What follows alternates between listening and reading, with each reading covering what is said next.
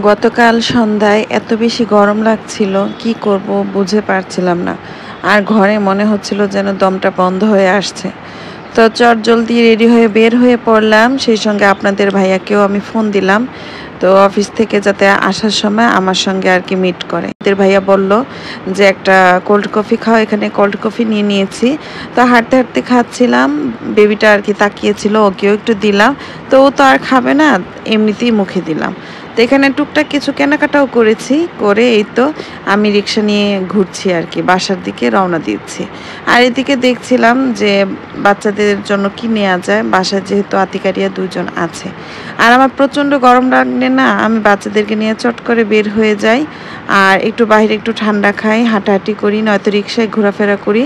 তো মনটাও ভালো হয়ে যায়, শরীরটাও ঠান্ডা হয়ে যায়। তো আপনারা কে কী করেন অবশ্যই কিন্তু আমাকে কমেন্টস করে জানাবেন। আতিকা আরিয়ার যেহেতু হোমওয়ার্ক থাকে, তো ক্লাসে পড়াগুলো ওরা করবে, সেজন্য ওদেরকে নিয়ে আর বের হইনি। বললাম যে তোমরা দুই বোন লেখাপড়া করো, আমি বাহিরে একটু বেবিকে নিয়ে হাঁটাহাঁটি করে আসি।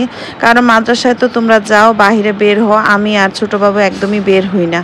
তো ওরা বললো ঠিক আছে মামুনি, তাহলে তুমি যাও। তো এই জন্য আর কি ছোটো বেবিকে নিয়ে বের হয়েছি। আর আপনাদের ভাইয়া অফিস থেকে ফেরার পথে আর কি আমাদের সঙ্গে এক হয়ে এই তো ঘোরাঘুরি করে বাসায় চলে যাচ্ছি। আনাবিয়াকে এখানে যতই ডাকছি না কেন, ও পিছনে কি যেন দেখছিল, যার কারণে ক্যামেরার দিকে তাকাচ্ছে না। আর ছোট মানুষ তো, তো এই তো। আর এদিকে আমি আশেপাশে দেখছিলাম যে বাসা আতিক আরিয়ার জন্য কি নেওয়া যেতে পারে, তো কি দেখলে আর কি খুশি হবে বাকি।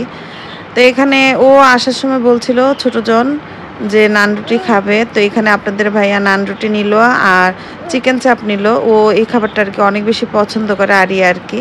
তো সেই সঙ্গে কোক না হলে আমাদের একদমই হয় না। তো এখানে কোক নিয়ে এসেছে, আর আরিয়া নিজেই আর কি খাবারটা বের করে নিচ্ছিল। তো ওকে বলছিলাম ঠিক আছে তুমি তাহলে আমাদেরকে সার্ভ করে দাও।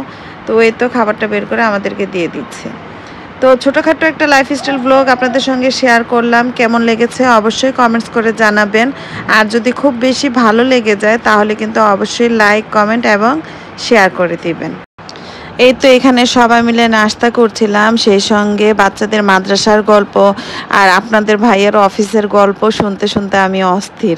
সারাটা দিন কে কীভাবে কাটলো বা কাটালো আর কি, কীভাবে গিয়েছে, তো এক একজনের কথা আর কি বলে, তো তাই শুনি। তো এই ছিল আমার ছোটোখাটো একটা লাইফস্টাইল ব্লগ। আশা রাখছি আপনাদের কাছে ভালো লাগবে। চলে আসবো নতুন আরও একটি ব্লগ নিয়ে। সেই পর্যন্ত সবাই ভালো থাকবেন, সুস্থ থাকবেন, আমাদের জন্য দোয়া করবেন। দেখা হবে, কথা হবে নেক্সট ব্লগে। সেই পর্যন্ত সবাইকে আল্লাহ হাফেজ, আসসালামু আলাইকুম।